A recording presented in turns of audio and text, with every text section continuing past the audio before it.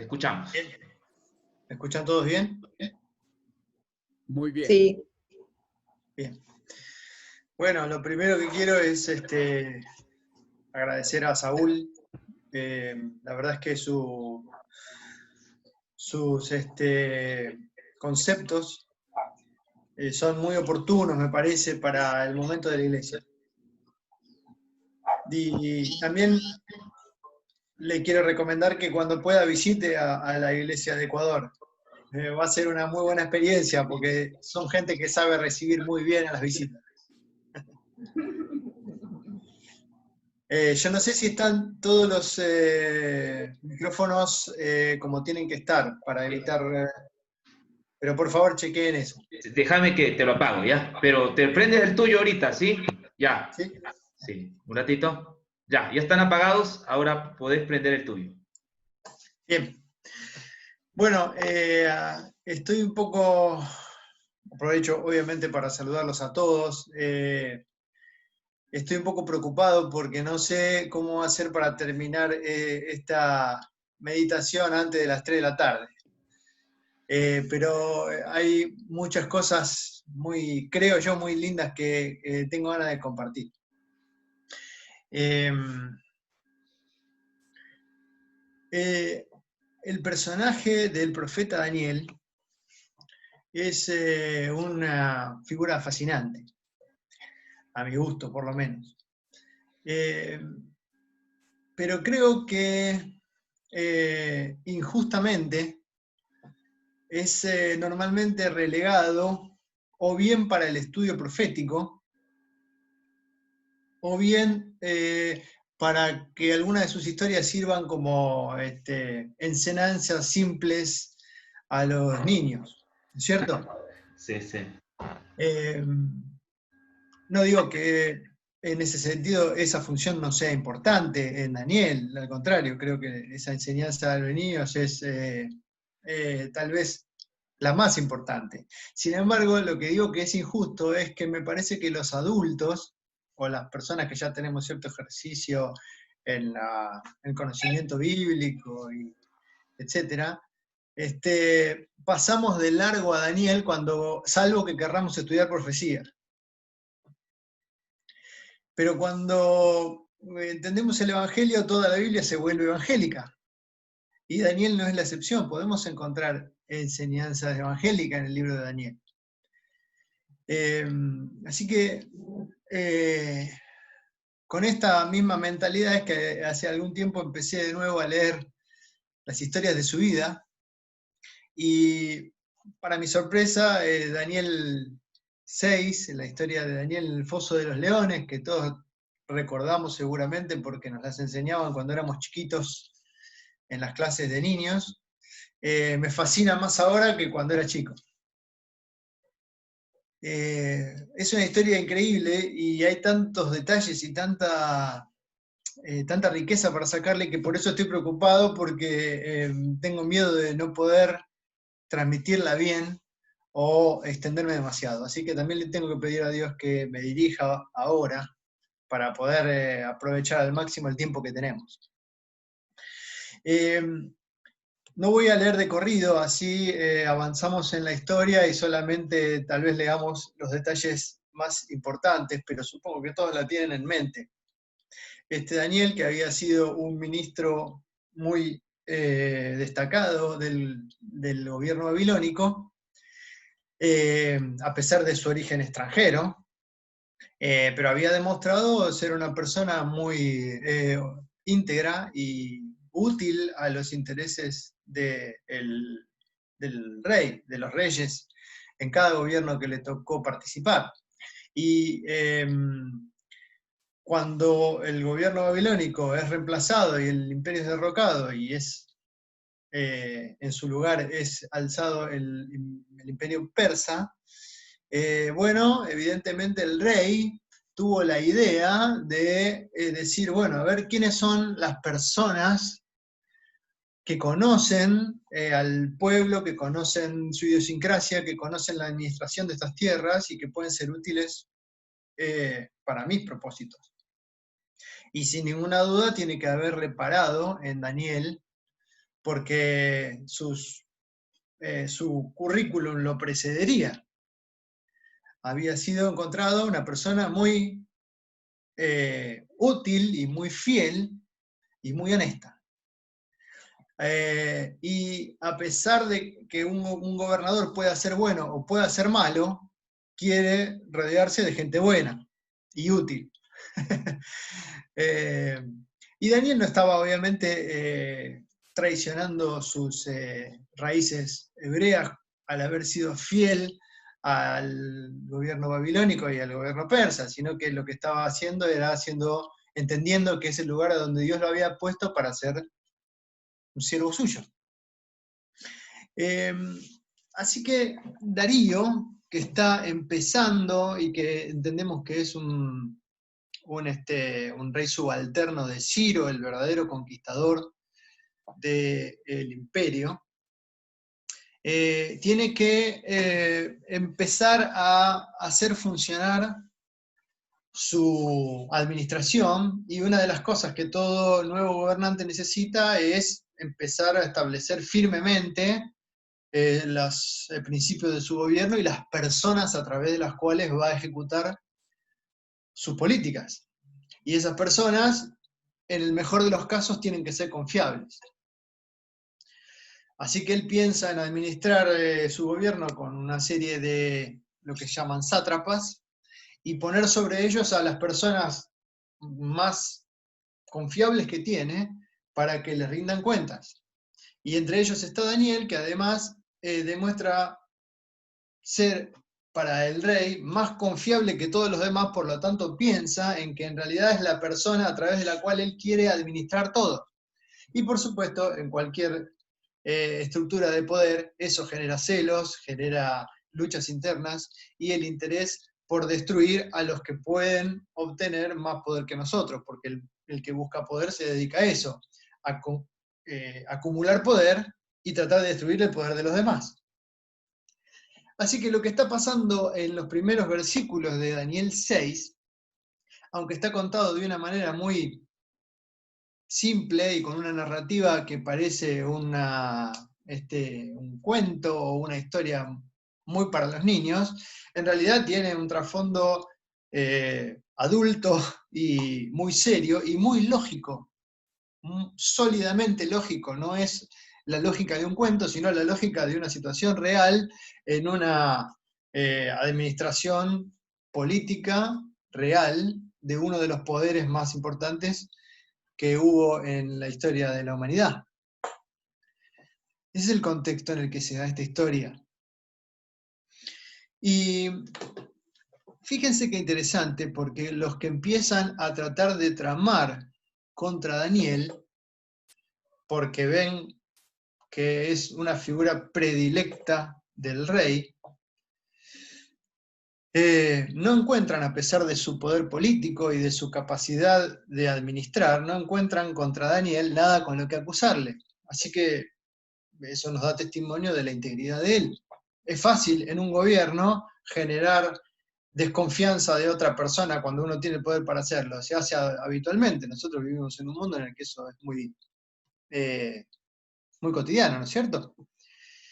Sin embargo, parece que a pesar de todo el poder que tenían ellos para hacer mala fama a Daniel, no encontraban cómo.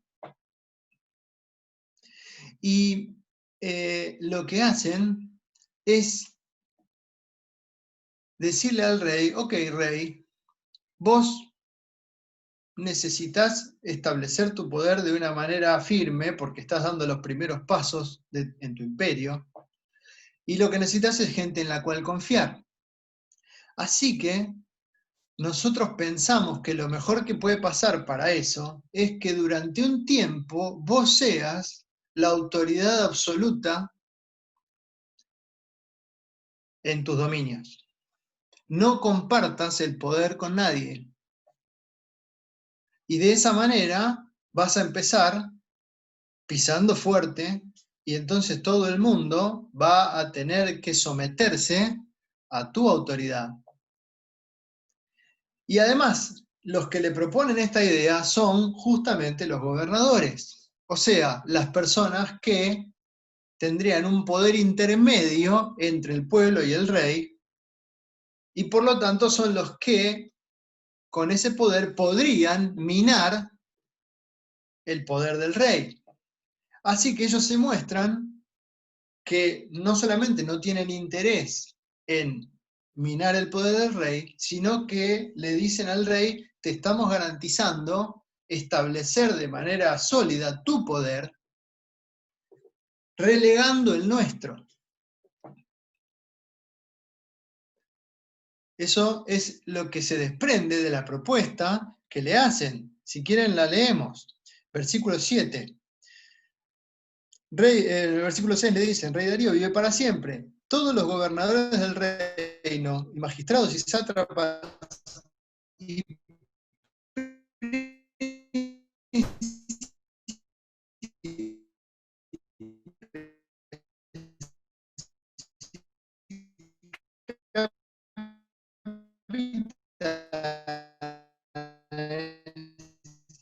han acordado por consejo que promulgue su de reclamar ni recurrir a nadie que no seas vos por cualquier cosa que quiera conseguir o que necesite.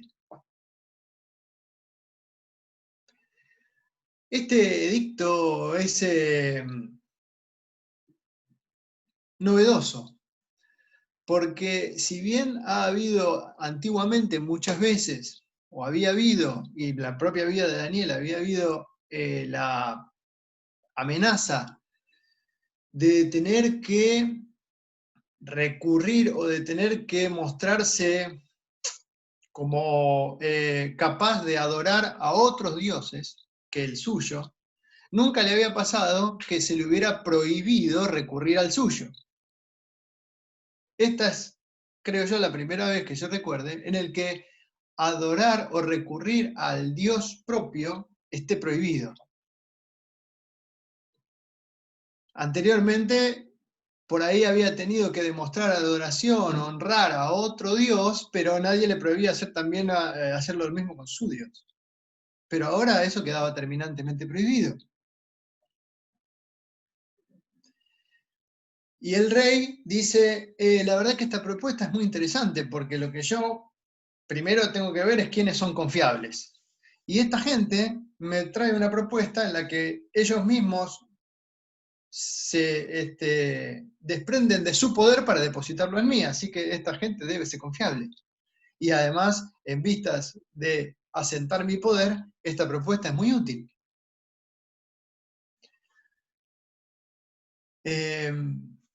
No tiene fisuras humanamente. La lógica humana está perfectamente representada en esta escena y Darío no hace otra cosa que guiarse por la inteligencia humana más cabal al decir, ok, me parece una buena idea. Ahora bien, y lo del castigo en el foso de los leones no es menor, porque no solamente era una forma que podemos considerar primitiva o violenta de ejecución, sino que los leones tenían un valor simbólico en el Antiguo Oriente muy, muy claro. De hecho, el poder del león era simbólicamente un poder sobre el cual las dinastías se construían. De hecho, ustedes recuerdan que en una de las visiones, una de las bestias, la primera, representa a Babilonia como algo similar a un león alado. Y vemos en la arqueología, en la antigüedad, infinidad de figuras de leones en esas civilizaciones. Así que te comieran los leones no era solamente una muerte cruel, sino que era el símbolo de que habías perecido por desafiar al poder sobre el cual se construía la civilización. Ahora, Daniel era una persona evidentemente muy astuta y conocía de adentro y de manera muy, muy detallada las intrigas del poder y sabía moverse en el mundo de la política, porque él había sido administrador durante un montón de reyes consecutivos y ahora, cuando cambiaba el imperio, en lugar de descartar a Daniel, lo primero que hacen es ponerlo en un lugar de privilegio. Así que no era débil en su capacidad política. Daniel seguramente sabía manejarse en esas circunstancias muy bien.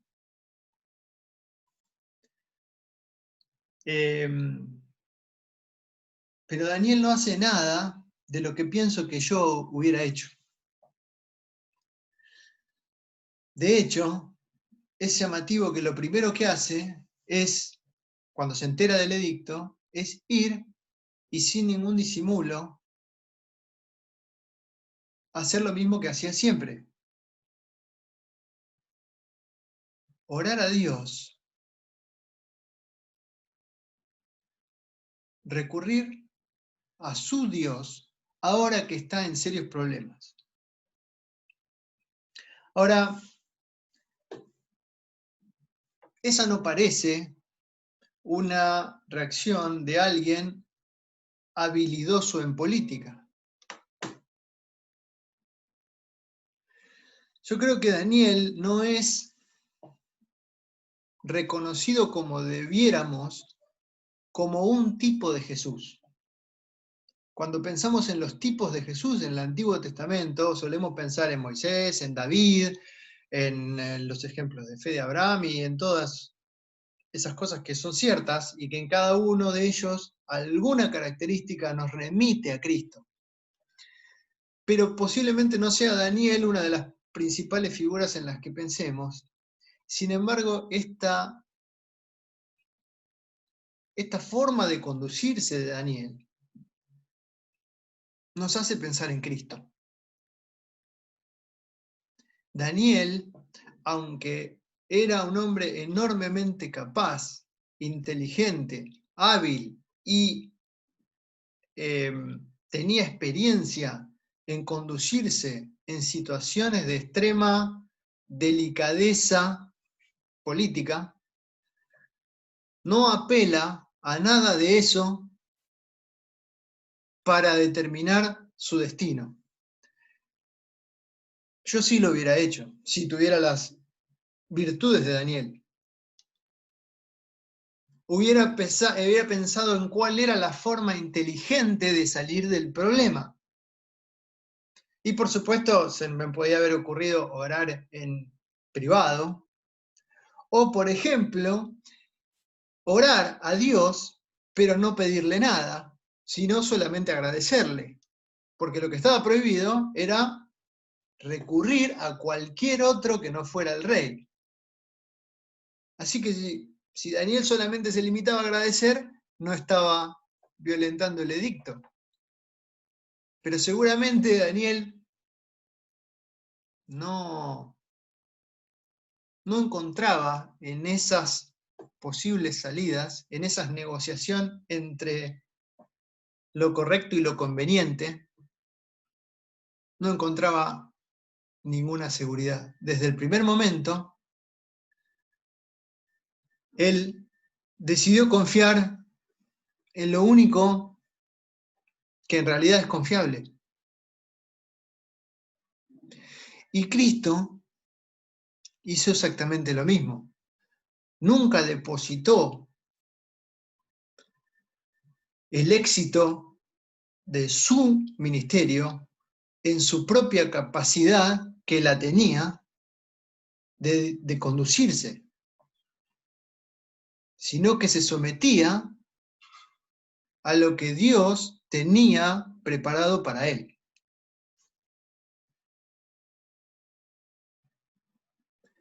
Por esto creo que Daniel es un tipo de Cristo.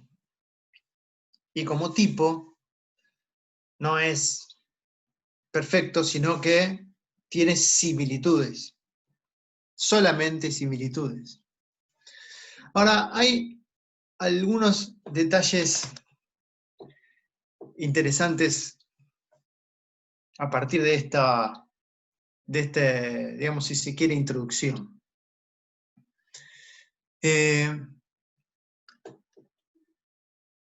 Darío es un tipo de nosotros. Así como Daniel es un ser humano particular, un ser humano que tiene características y virtudes que no son habituales, Darío es lo más humano que podemos encontrar. Darío dice, lo mejor que me puede pasar es tener el mayor control posible sobre todas las cosas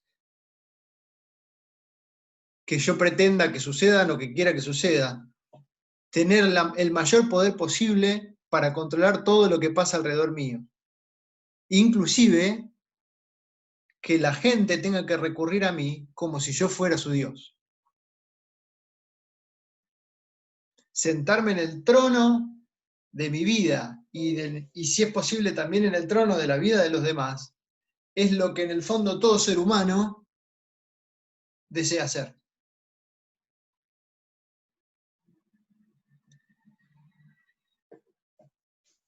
Y lo que pasa inmediatamente es que se encuentra con que le vienen a decir, rey, no es que, ¿en qué? Si ustedes ven cómo se lo presentan, después lean los versículos, pero pareciera que le dijeran, no, ¿en qué quedó el tema del edicto? ¿No era que vos lo ibas a sacar? ¿Qué pasó?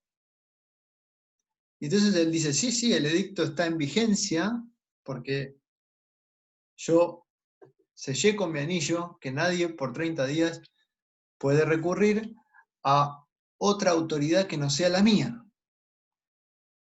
Y entonces le dicen, bueno, miren, pasa algo muy grave. Daniel, este extranjero, fue hallado siendo infiel a tu edicto. Y dice, fíjense qué interesante, esto sí lo quiero leer. Versículo 14. Cuando el rey oyó el asunto, le pesó en gran manera y resolvió librar a Daniel. Y hasta la puesta del sol trabajó para librarle. Pero ya sabemos que no pudo. No encontró argumentos para poder salirse con lo que se había propuesto en su corazón, que era librar a Daniel. Así que en esto Darío también es más humano que nadie y es tan humano como nosotros. Porque lo que pasa inmediatamente es que las personas acumulamos poder y nos constituimos en los dioses de nuestra propia vida, es que inmediatamente nos sentimos impotentes para librarnos de las propias decisiones que con ese poder tomamos.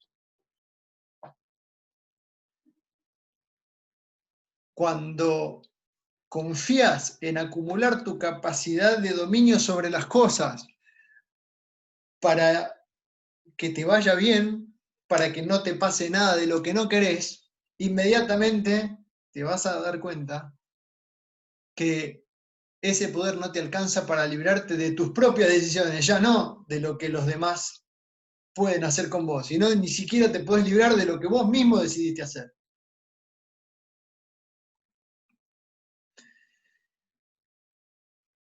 Así que me parece que Dios estaba guiando las cosas con Darío, porque muchas veces nosotros no tenemos la oportunidad de acumular el poder que tenía Darío para darnos cuenta de lo que Darío sí se dio cuenta una vez que acumuló todo el poder que él esperaba.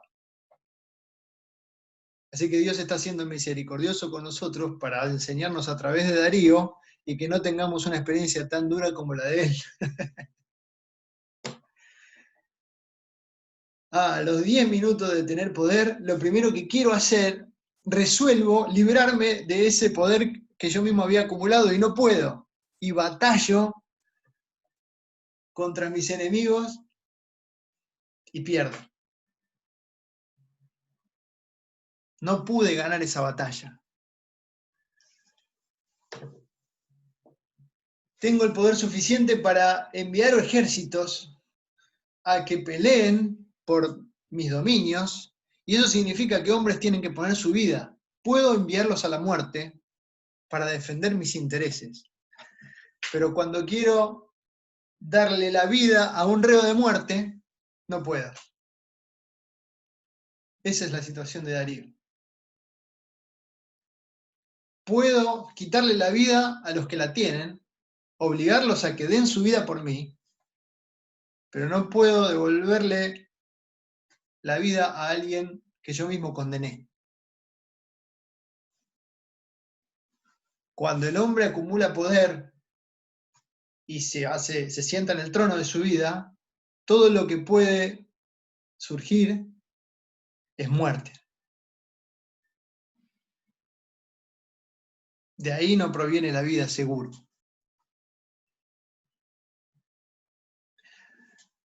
Así que una vez que reconoce su derrota al rey, entonces hace traer a Daniel, versículo 16. El rey mandó y trajeron a Daniel, así que Daniel no estaba ahí para defenderse. Trajeron a Daniel y le echaron en el foso de los leones. Y el rey dijo a Daniel: el Dios tuyo, a quien tú continuamente sirves, Él te libre. Y fue traída una piedra y puesta sobre la puerta del foso, la cual selló el rey con su anillo y con el anillo de sus príncipes, para que el acuerdo acerca de Daniel no se altere. Así que esa decisión que te pesaba en tu corazón, Darío, y que luchaste para revertir, no solamente no pudiste revertirla, sino que con tu propio anillo tenés que sellar la decisión contraria a tu voluntad, atrapado por el poder que vos mismo luchaste por obtener.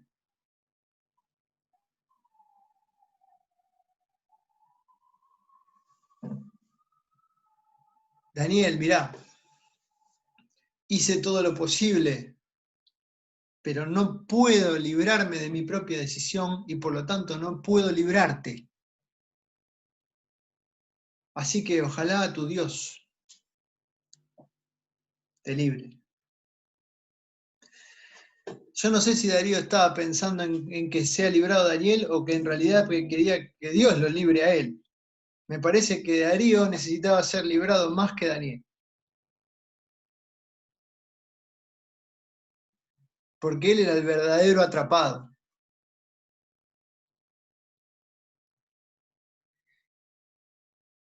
No había una cárcel más pesada que la que Darío llevaba.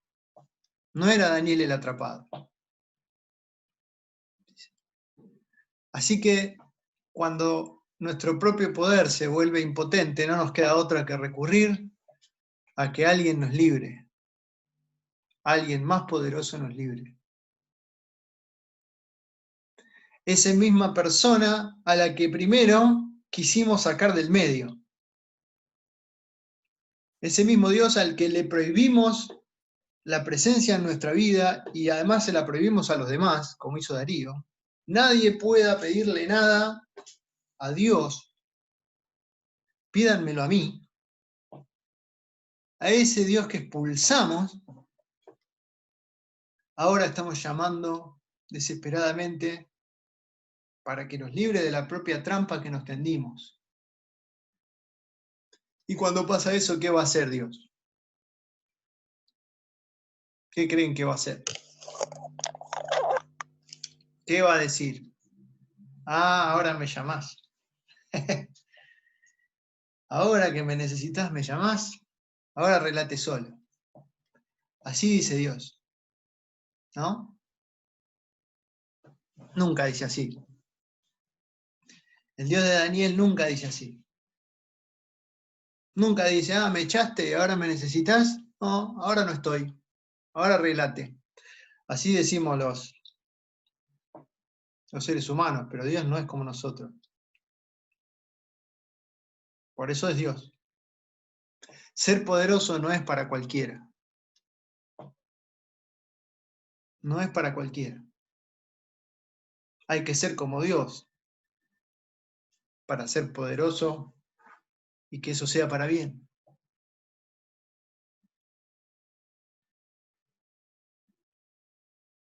Si no sos como Dios, mejor no acumules poder. Mejor poné a Dios en el trono de tu vida. Si no, tu poder va a ser para tu ruina. Así que acá lo tenemos al rey pidiéndole a Dios que venga y salve a Daniel. Y por supuesto el rey se fue triste a su palacio, y aunque tenía el poder de que vinieran y le hicieran fiesta y le cantaran y le tocaran instrumentos, él ya no disfrutaba de ese poder. Porque lo único que hubiera querido hacer, no lo podía hacer. Bueno, sabemos cómo termina la historia. Y dijimos que Daniel es un tipo de Cristo. Y Daniel se encomendó a Dios y fue lo único a lo que apeló. No se defendió, ni pretendió simular que él había apelado a Dios como siempre lo hacía. Y en eso Daniel se parece a Jesús. Es una inspiración y un ejemplo que prefiguraba la misma actitud que Jesús iba a tener. Cuando Jesús se defendió, no lo hizo para escapar de la muerte, sino que lo hizo para que aquellos que lo perseguían supieran y no estuvieran engañados respecto de lo que estaban por hacer. No fue pensando en él que se defendía, porque de hecho si hubiera querido escapar de la muerte, lo hubiera hecho, y de hecho muchas veces lo hizo cuando no era su tiempo. Así que no necesitaba defenderse para que no lo maten. Si se defendía era para alcanzar a sus perseguidores. Sin embargo, Daniel es solo un tipo. Y como tipo también tiene sus diferencias con Jesús, porque Daniel fue librado. Y en eso no puede ser como Jesús. Jesús tiene que ser el real, el antitipo, al cual Daniel solamente nos apunta un poco. Porque Daniel fue librado, pero Jesús no fue librado. Él sabía que a pesar de que tenía el poder para librarse,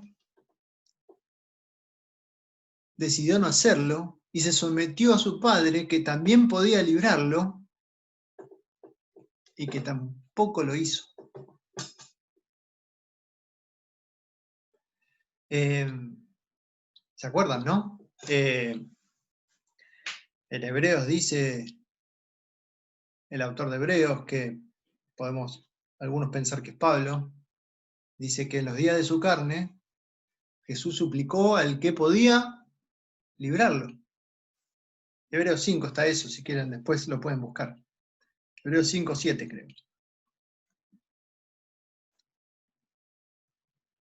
Pero a diferencia de Daniel, Jesús no fue librado. Y en ese sentido, Darío, aunque es un ejemplo del ser humano, es por contraste también alguien en quien, además de vernos nosotros mismos reflejados, podemos ver reflejado a Dios no por similitud, sino por contraste. Porque a diferencia de Darío, Dios sí podía librar a Jesús.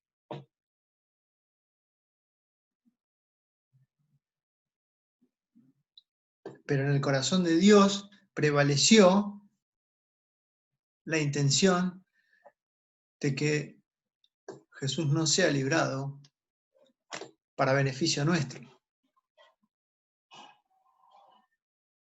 En Jesús, entre Jesús y Dios hubo el acuerdo de que Daniel, Javier, Saúl, Gabriel, William, Gaby, Nati, Mercedes, Isabel, todos fuésemos librados. Y ese acuerdo implicaba que Jesús no fuese librado y que Dios no utilizara su poder de librarlo para librarlo.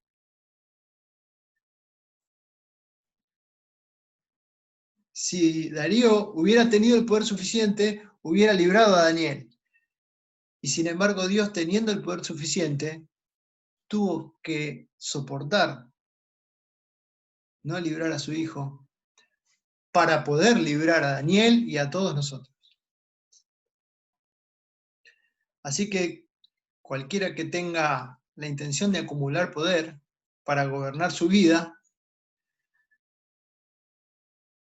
piense muy bien y esté seguro de si es capaz de usar el poder de esa manera. Y si no, mejor deje que en el trono de su vida se siente otro, alguien que sí tenga el poder de librarlo cuando sea necesario.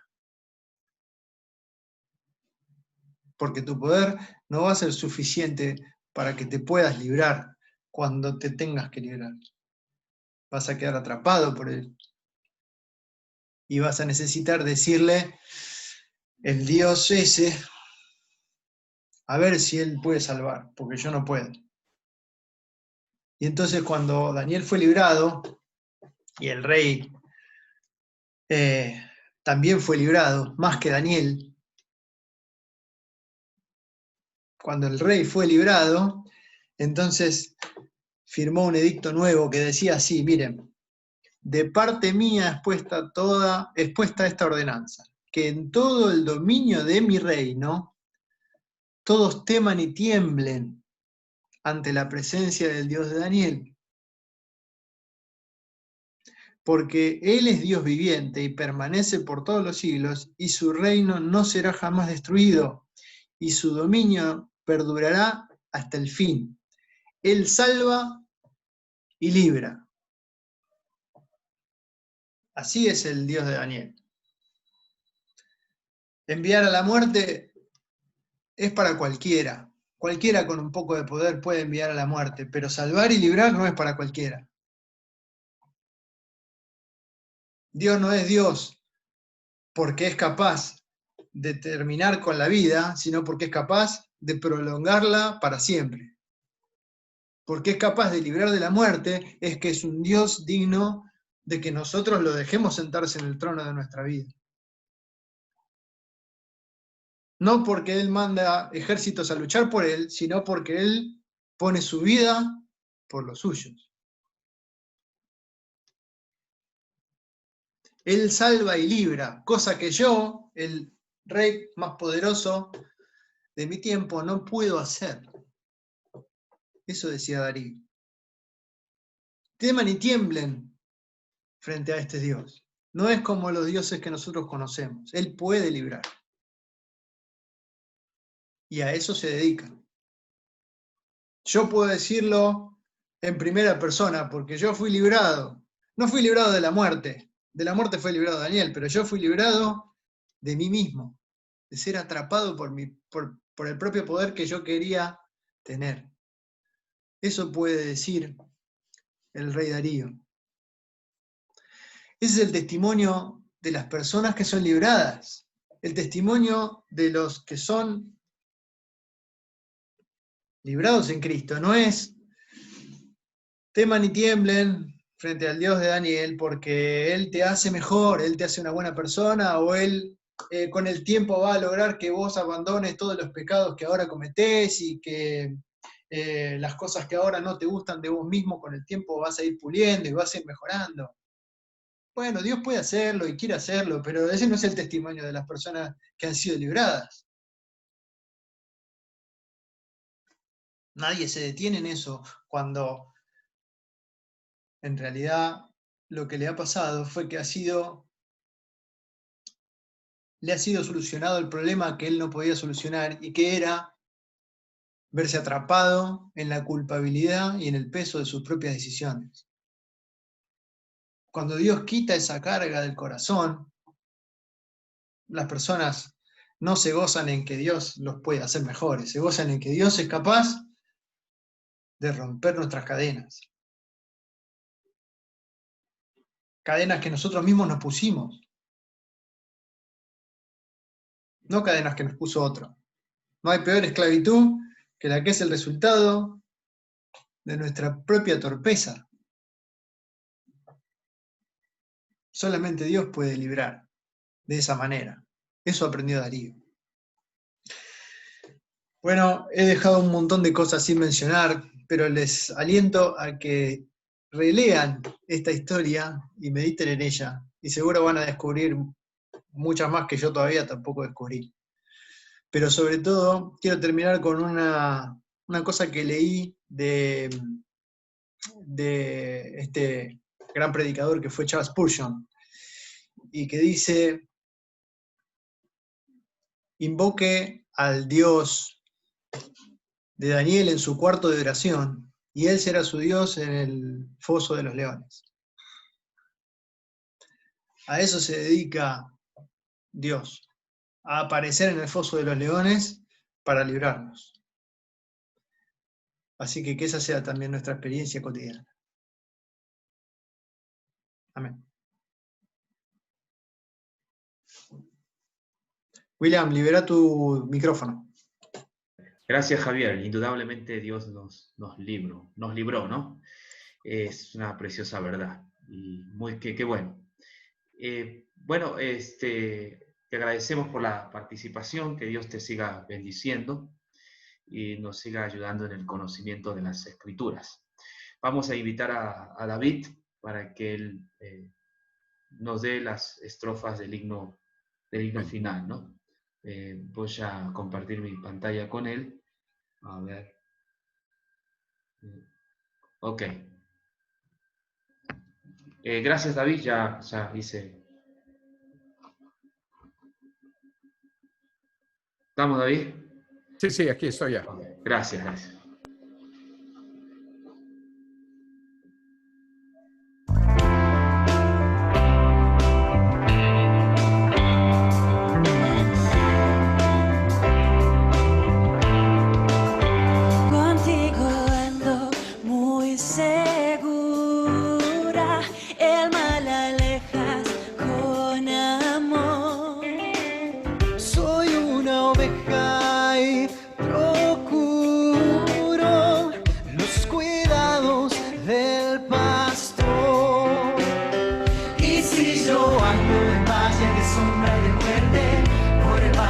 Sombra y de muerte, no temeré ningún mal, pues sé que donde yo esté tu bondad me seguirá, donde esté tu bondad me seguirá, tu bendición me darás, mi pastor me lleva a lugares altos, agua limpia beberé, y en pastos verdes descansaré,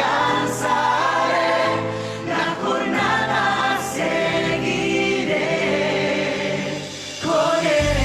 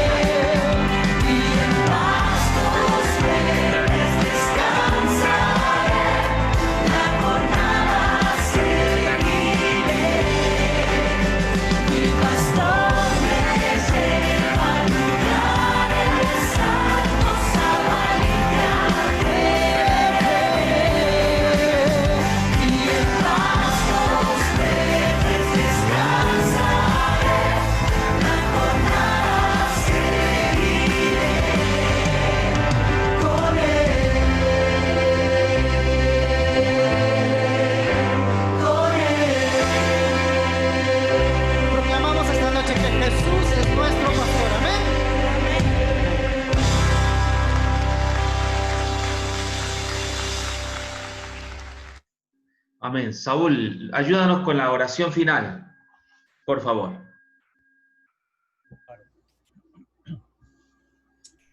Amantísimo Padre que moras en los cielos, en el nombre bendito de Jesús, nos acercamos a tu presencia en el nombre de nuestro gran sustituto y representante, Señor. Confesamos que Él es nuestra justicia delante de ti y por sus méritos que nuestra adoración, Señor, ha sido aceptada en este momento, Padre. Decimos tu bendición sobre cada uno de nuestros hermanos que han venido con corazones dispuestos, Señor, para escuchar tu palabra y adorarte. Y te imploramos, Padre, que tú puedas enriquecer la vida de cada uno de ellos para que puedan llegar a conocer cada día más el significado, Señor, de lo que Jesús representa para su vida presente y para su vida eterna, Padre. Gracias porque a través de estos medios, Señor, tú nos permites el poder continuar adorando tu nombre, mi Dios. Te imploramos, Padre, también que tú puedas alcanzar la vida de todos aquellos que de alguna forma, Señor, están siendo afectados por esta enfermedad. Guarda tu iglesia, Señor, sobre todas las cosas, Padre, fortaleciéndonos en fe para poder confiarnos a tu propósito eterno, Señor, y saber que todas las cosas están en tu control y en tus manos, Señor. Gracias te damos, Padre, en el nombre bendito de Jesús. Amén. Amén. Amén, amén. Gracias por la participación, no sin antes decirle que no se olviden por WhatsApp cuál es el tema que vamos a tener esta semana, si lo vamos a hacer de lunes a viernes o lunes, miércoles y viernes, ¿no? Es decir, tres veces a la semana. De paso, Saúl, te invitamos para que seas expositor en uno de estos temas, no es por la noche, 7:30. Estamos por definir si estudiamos Corintios, el libro de Corintios o el de Santiago. Hay alguno que me ha sugerido ayer Hebreos, ¿no? Entonces, no se olviden de escribirme si desean que se estudie el libro de Santiago, el libro de Corintios. Hay una propuesta nueva de estudiar el libro de Hebreos, aunque ya lo hemos estudiado, pero sería bueno volver a repasar. Pero bueno, eso lo dejo a la libertad de cada uno. Y también de decir, si quieren todas las semanas, es decir, como hemos venido continuando, de lunes a viernes. ¿Por qué les planteo esto? Porque como se va a flexibilizar esta cuestión del COVID, vamos a volver casi a lo normal, y entonces me imagino que muchos de ustedes estarán en su trabajo. Por eso queremos hacerlo 3 veces a la semana. Los sábados el culto es normal, ¿no? El próximo sábado nuestro hermano David estará compartiendo la palabra de Dios, y no sé si Saúl puedes el próximo sábado también volver a acompañarnos. Vamos a ver. ¿Sí? Conversamos entonces entre semana. Bien. ¿Sí? Saludos a tu esposa que está al lado, que Dios la bendiga, sé que te ha estado ahí acompañando, ¿no? Que Dios... ¿Cómo se llama la hermana? Nilda. ¿Cómo? Nilda. Ah, ya. Hermana, preséntese, ¿cómo se llama? Mi nombre es Nilda. Ah, Nilda. Ah, ya, chévere, mucho gusto. Sí, pero yo quiero conocer a su esposa también. Sí. Va más despuesito, hermanita. Sí. Recuerda que la reunión que vamos a tener es a las 7 de acá. Sí, a las 7. Me pasas el número del Zoom, ¿ya? Para poder atender. Ya, entonces a las 7 de la noche de hoy.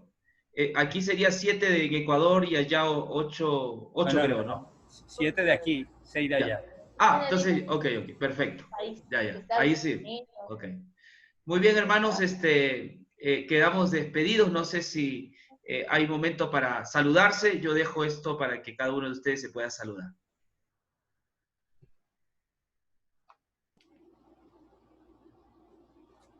Bendiciones, hermanos, a cada uno de ustedes. Bendiciones y saludos a la Argentina. Saludos de Ecuador para Argentina, Estados Unidos. ¡Ay, gracias!